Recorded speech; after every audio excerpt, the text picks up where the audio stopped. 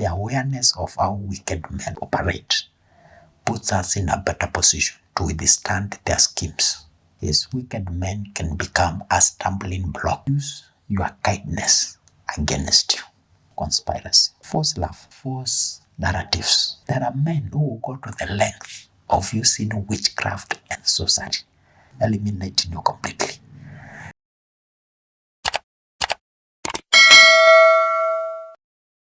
The same way God needs men for his purposes to prevail here on earth, also the enemy, the devil, needs men for his agenda of opposing God and the kingdom of light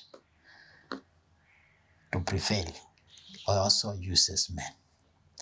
And in this world, there are men actually who have given their souls and partnered with the enemy, the devil, to frustrate the things that God is doing.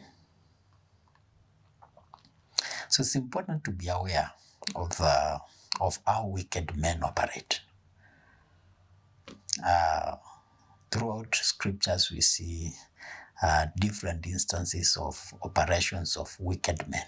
That these men did not hawajazaliwa juzi, they have been around. It's important to be aware of how they operate. Now, one of the ways that is presented to us in the scriptures is wicked men can become a stumbling block. It's like what happened to Nehemiah.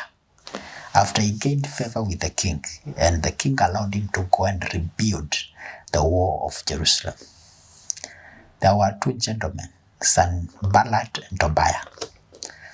These guys opposed Jeremiah at every instance. At one point, they actually posed as his partners. They told him, now you need to come down to us and let us talk about how we are going to get this work we are doing completed. But they were trying to bring him down to them so that they can kill him. They opposed his work. They tried to frustrate his cause. They even sent false prophets against Jeremiah to go and prophesy in the name of the Lord and lie to Jeremiah. They went to great lengths. They even wrote letters to the king again for making false accusations against Jeremiah.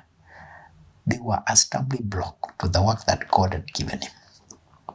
These are people who will use will call out and use your weakness, your weak points in public. For instance, you might be working in the bank and there happens to be misplacement of funds. And it happens that you are being suspected to have misplaced, or maybe there are funds that have been lost in particular transactions, things are not clear. And you happen to, out of frustration and not knowing what to do, you share such information with someone who is a friend or close to you. But then you meet this person somewhere, again with people, you are around other people. And all of a sudden, they bring up the story amidst a crowd. What happened? You told me about the story in your bank that there was an issue with some funds that disappeared. How did the story end? You see, such conversation sounds sincere. But sometimes such conversations are intended to paint you in a bad picture, that you are a person who is not excellent in your work. So what happens? Everybody within that crowd, anytime they hear of an opportunity, that an opening that can be better for you, they cannot refer you because they overheard in that conversation that this and this had happened in your job. You begin to lose trust with people. These are the kind of people who become a stumbling block. They create blocks. They put blocks before you. Some of them, they act like they are genuine. Some of them, they act like they are giving you advice. In public, you'll hear them say, you remember the things we talked about? I hope you're working on them. Yeah? How far are you? They are talking like they are giving you advice. But what they are doing is they are becoming a stumbling block to you. These are wicked people. This was the caliber of Sanballat and Tobias to Nehemiah. They are saying many things camouflaged. They camouflaged as if they were there to help him. And when that did not work, they resorted to threats, stumbling blocks. Some wicked men, they will use your kindness against you. Such an instance is Joseph, the son of Jacob and his brothers. Joseph happens to be the favorite of their father, and they ended up hating him. And being the favorite, he also dreamt. He used to dream, and he told them that, he told his brothers his dreams, and these guys, they hated him the more.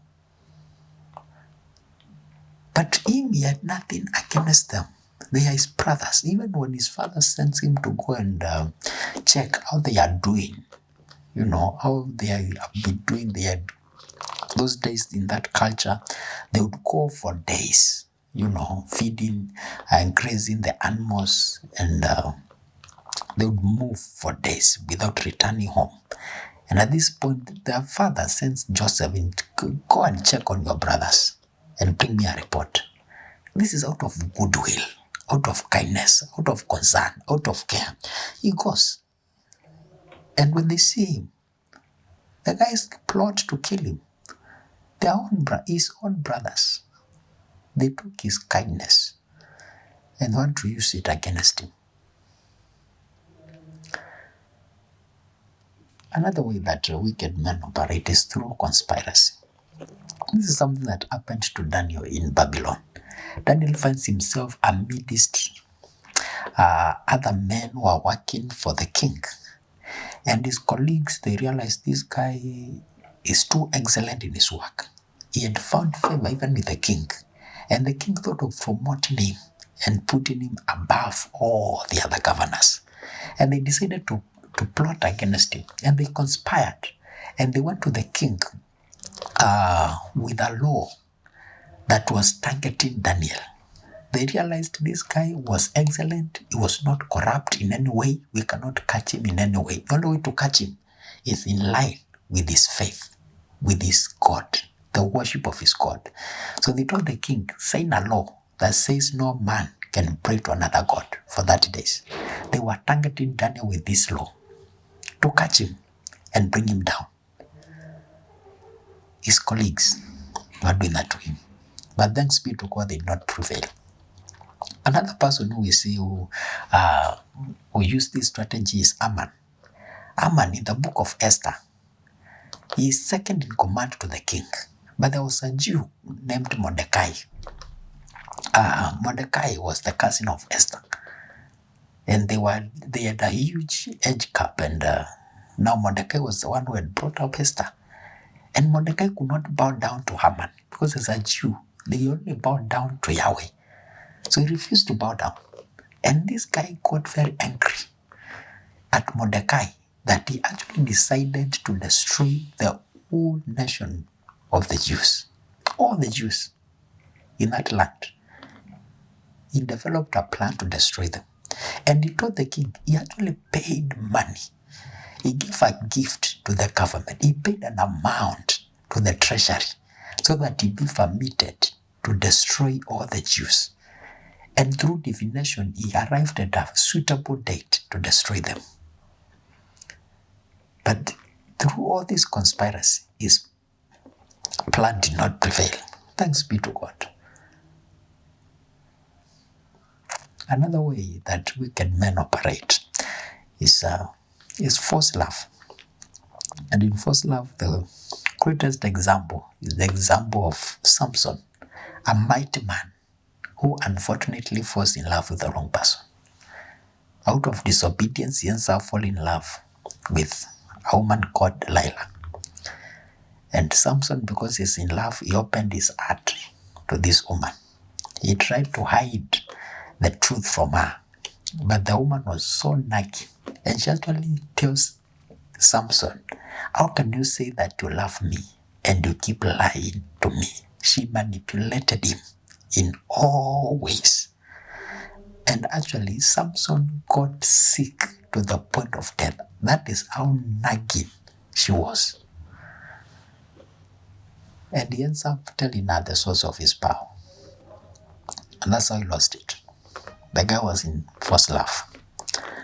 Another way that wicked men operate is through false narratives. False narratives. This is what happened to Joseph in the house of Potiphar. Joseph, a bright man, doing his job excellently. Potiphar and his house is prospering, is promoted. Potiphar allows him to be in charge of everything that concerns his house. And his wife realizes this young man, Joseph, is very handsome. And she's attracted to him. And she begins to talk to him and to pester him so that he can sleep with her. And Joseph refused, and he told her he cannot sin against God in this manner.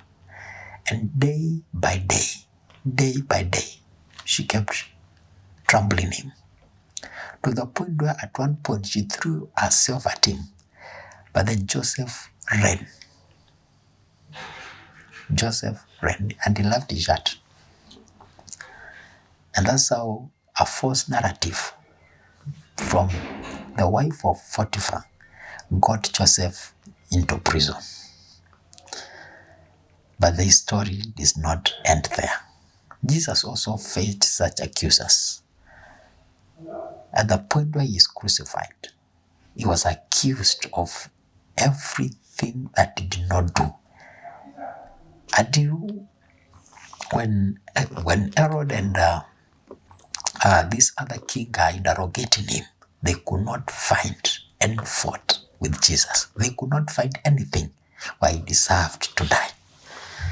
But these men, religious leaders of his days, they were driving a false narrative to get him crucified, to get him eliminated.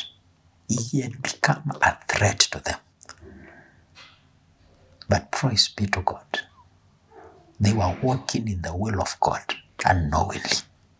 And their plans, their wicked plans, were used by God to accomplish the greater purpose of salvation of mankind. There are men who go to the length of using witchcraft and sorcery. Such is like King Balak.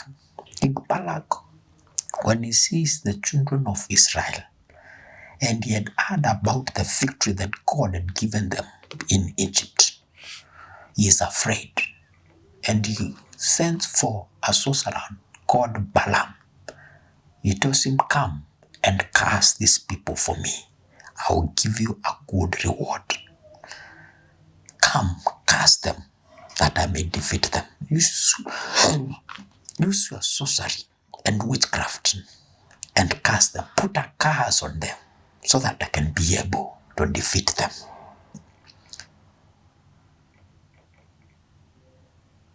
But this man, this mighty sorcerer, who could put a curse on another nation, was unable to curse the children of God.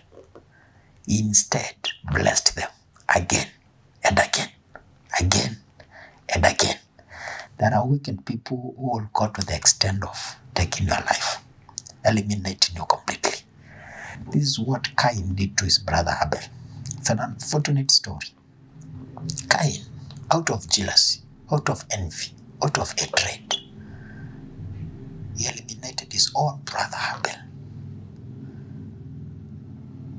These are things, strategies that wicked men use. Operations. But let me tell you, the reason why we need to be aware of how wicked men operate is so that we can apply and we can stand on our position of victory, that no weapon fashioned against you shall prosper, and you will silence every tongue that rises against you in judgment. This is the portion of the children of God. This is the portion of the children of God. This is their heritage. that no weapon fashioned against you can prosper. This is the victory that we gain. But the awareness of how wicked men operate puts us in a better position to withstand their schemes and to stop them every point and anywhere they intend to attack us. Have a victorious season.